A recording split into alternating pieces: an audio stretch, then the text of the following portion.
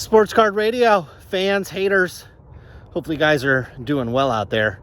Time for another video, and it's not good news. If you're a fan of StarStock, if you have cards there, you might want to think twice about what's going on over at that company. I'll tell you why. Yesterday, the company reported on their Twitter account, maybe some of their other social accounts as well, I did not check, but they are no longer accepting raw cards. So if you don't realize that StarStock is kind of like a check out my cards, it's a little bit like some of these other consigners out there where they'll take your cards in and you sell it on the platform in kind of marketplace form. Well, they were taking graded and raw cards. I think they do unopened wax boxes as well, but they've decided not to take raw cards. In fact, it looks like if you have any submissions of those or they're in transit, it looks like they'll put those on hold and maybe send them back to you.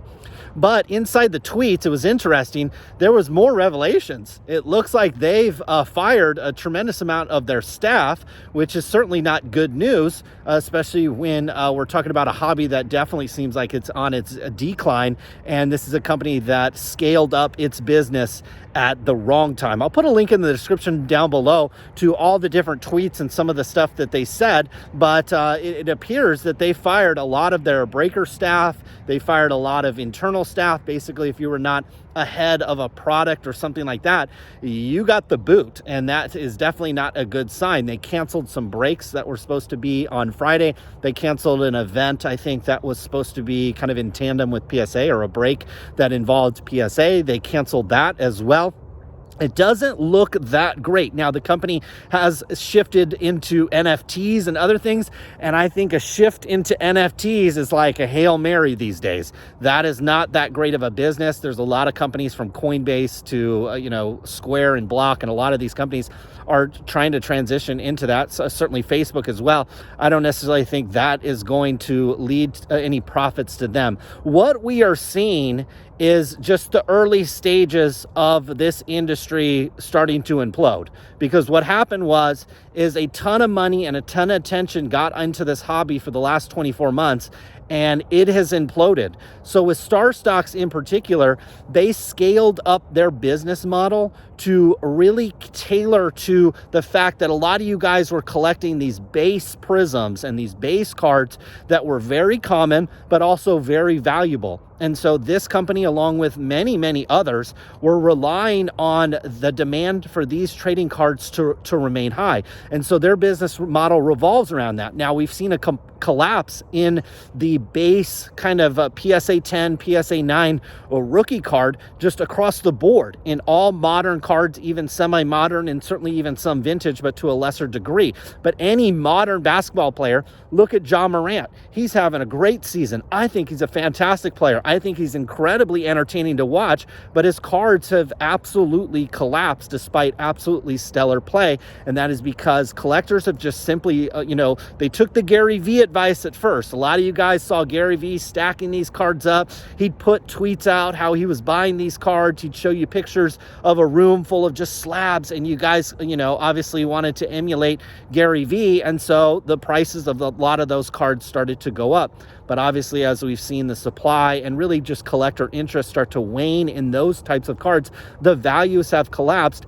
And so businesses like StarStock, which really requires a high amount of volume, since their fees aren't that high, they require a lot of volume of those cards, and collectors just simply aren't demanding those cards anymore, and they're sitting there unsold and not getting sold very much. And so we're seeing the collapse of this industry. It started with the idiots like Mark's Cards and Card Collector 2 and some of these guys that really relied on that system. Those guys are the first to go bankrupt. Then I think you're going to see the second layer. It's going to be like the StarStocks. It's going to be all these companies that scaled up during the last 24 to 48 months. You're going to see them all just basically go busto at some point. Maybe they're able to successfully pivot to some other business, an NFT or other collectibles out there. Maybe they're going to be able to do it, but I actually would doubt it. And so if you have any amount of cards with certainly companies like StarStock, there's some others out there that have just gotten started. I certainly have cards with most of these platforms, but none of it would amount to more than maybe a 7 or 8 iron that's here in my golf bag, or certainly my driver. So, I would be careful Understand the cycle we're in. We were in a boom cycle for the last 48 months. Now we're going to be in a bust cycle, and it's going to take people down. The Marks cards is just the beginning. The rest of this year is going to be filled with individuals like that going bust, but then I think we're going to start seeing some of these companies get taken down as well.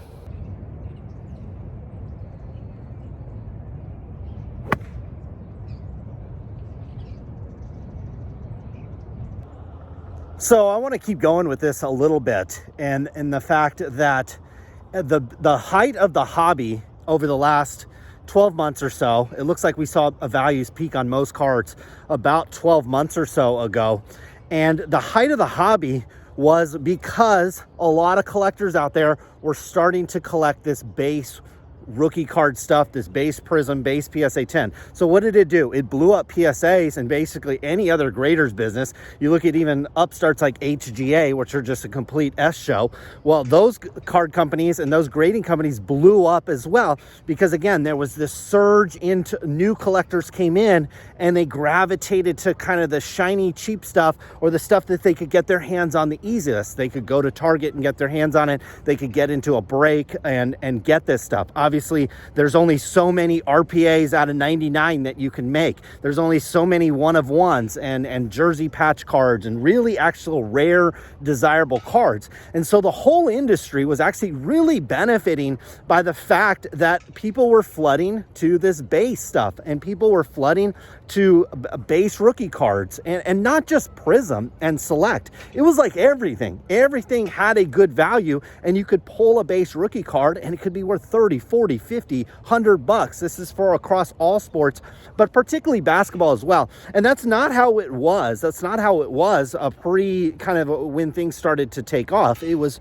yeah, your Prism cards were worth a little bit, but man, I remember getting Prism cards of really high quality rookies, some of them that have gone on to do great things for next to nothing. People were chasing back then the RPAs, the really rare stuff. And so we've now shifted back to that. And so it's going to collapse a lot of business models. First of all, it's going to collapse. It's not going to collapse these companies, but it's going to collapse their ability to make a lot of sets. It also is going to collapse some group breakers, because there's only so much of this RPA, National Treasures, Immaculate stuff to go around.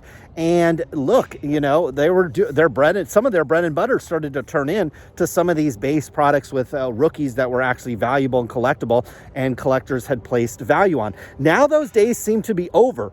And so a lot of businesses are not going to be able to sustain what they invested. So we saw a lot of card shops build up due to allocation requirements. They had to start a card shop. They had to start spending a bunch. And now all of that looks like it's in vain, or it looks like it's in jeopardy of likely not returning very much on that investment.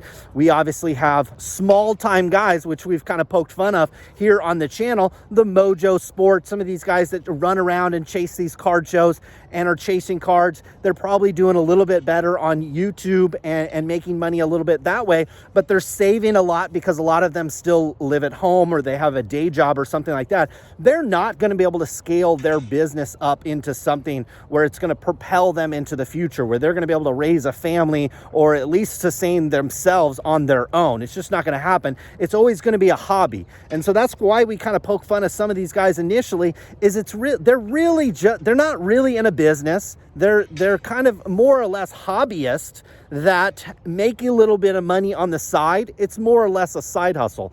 We are going to see a lot of the side hustles collapse. We are going to see companies that scaled up over the last 48 months. They're going to go under because these base rookie cards are no longer collectible and nobody wants them.